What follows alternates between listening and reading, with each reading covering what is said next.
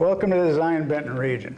I'm George Foster, the producer, owner of North Point Digital Productions. And with me today is Cheri Neal, a good friend that I've known for many, many years. Knew her dad too, served with him in the Chamber of Commerce back in the day. Back in the day when we had nostalgia days and hospitality days and all sorts of days. And we got to get back to some of those days. You know, let's get this party started. But Cheri's here today. She's going to tell us what's coming up with the Zion Township, what the people in the Zion Township area, how they serve, the area that they serve, and what they do. She's got a hell of a team down there. Great people. I've been working with them for a number of years and featuring them on our area displays. So, Cheri, thank you for being here today. And it's my delight to be here. Thank you, George. And I love the idea of being able to come and share who Zion Township is and what we do. And it's crazy to think that I'm coming up on 21 years being in that position. I don't feel like I'm old enough to have done anything for 21 years. Only 39, no, right? I am 57, and I love every minute of it. But I serve, we're located just off of 27th and Sheridan Road, and I have a team of 4 employees, and our entire purpose is to connect residents with resources, services, and solutions, right? So when people are in crisis or they don't know where to go, they come to us and we help them to figure that out. And so that means having really close relationships with a lot of different organizations and liberties actually with some of those organizations to complete their applications to be able to help residents. And I'd say that that's the thing that during COVID, that's the thing that I'm the proudest of, is because 2020 things shut down. And just to give you a little bit of information, each year we actually were able to allocate about $250,000 in resources to be able to help the residents. That's funding that came through your property taxes with some of our services, and then also relationships with other agencies. And during COVID, our entire focus was on how do we build stronger relationships so that we can help residents access resources quicker, right? And I'm really proud that in 2021, we actually were able to allocate just over $710,000 for residents, amazing. right? That's And with rental assistance and utilities, and it just, I mean, across the board, everything we were able to do. And our budget is over just over $1 million. So we're pretty close to like evening out resources that we were able to give out to the community and what's paid in. So really, really proud of that work. My team, like I said, I have 4 staff members that are just on fire. Our community is so blessed to have the team that we do. And if you ever get a chance just to stop by and say, you know what, I just wanted to meet the people that Cheri bragged about, because they are second to none in the work that they do for our community. they work hard.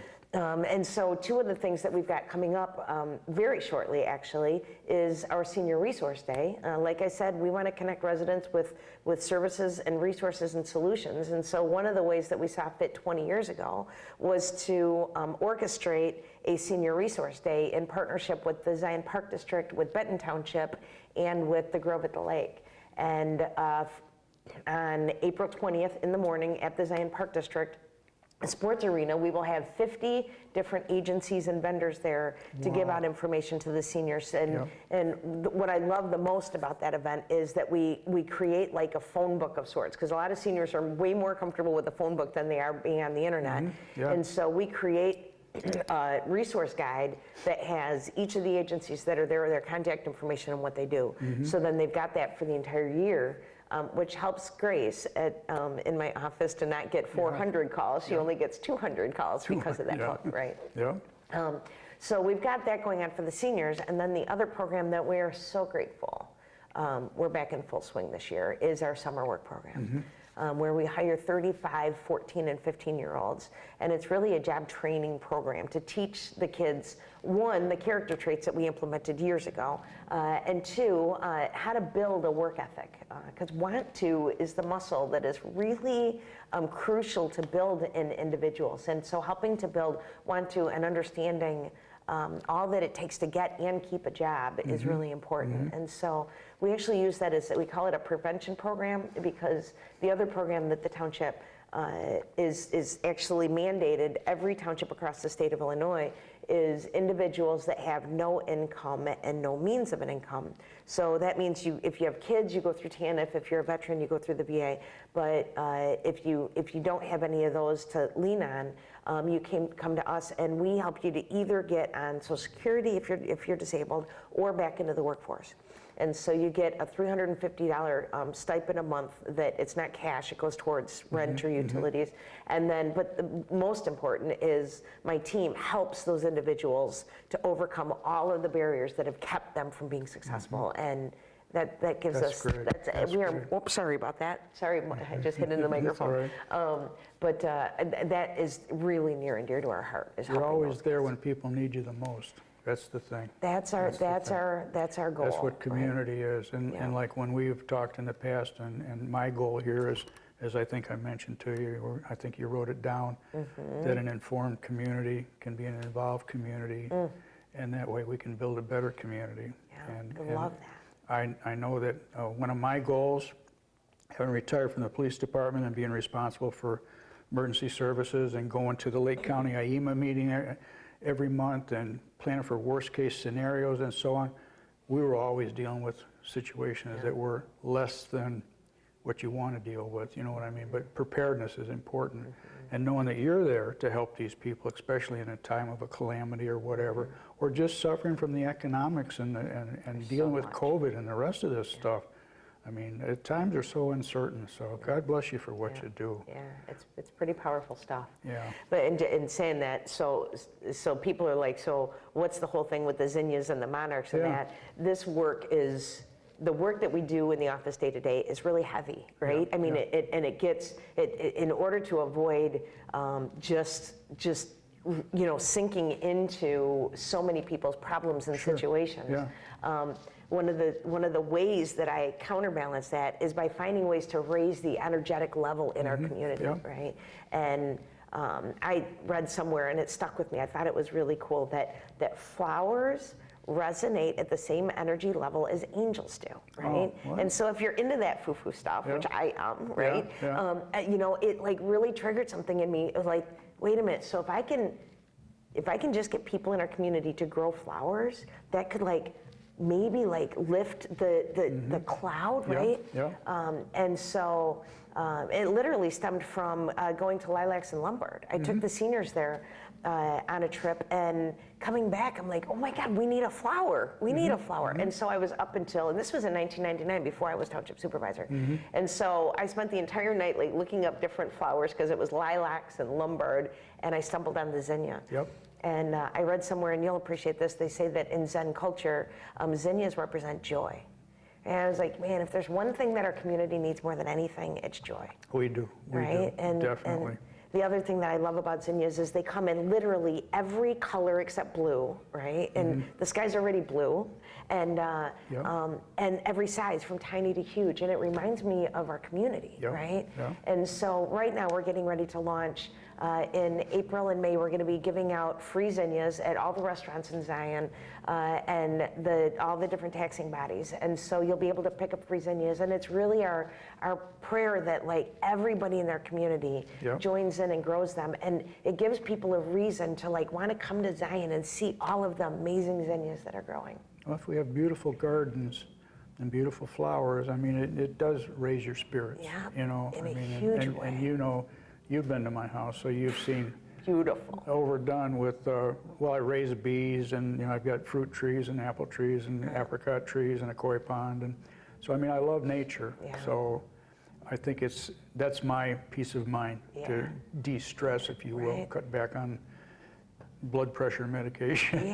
So right. But if we can like share that with the community, people that don't know, and then like, I mean, there's no way that when you like actually look at like one of these flowers, and what blows my mind about them, and they so resonate with my personal story, right? Is you know, there was a point in my life where like I thought I was nothing more than this like dead flower, you know, and you throw it into the compost pile and you get rid of it. And but what I found out was that like if you break the flower apart, inside that flower is an entire package of more seeds.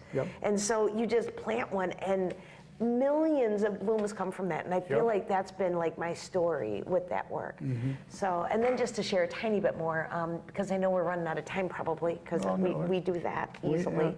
But we can get together again, right? You know, we can do updates. And my goal is to have other community leaders like yourself. Like I said, you know, we've got people scheduled in.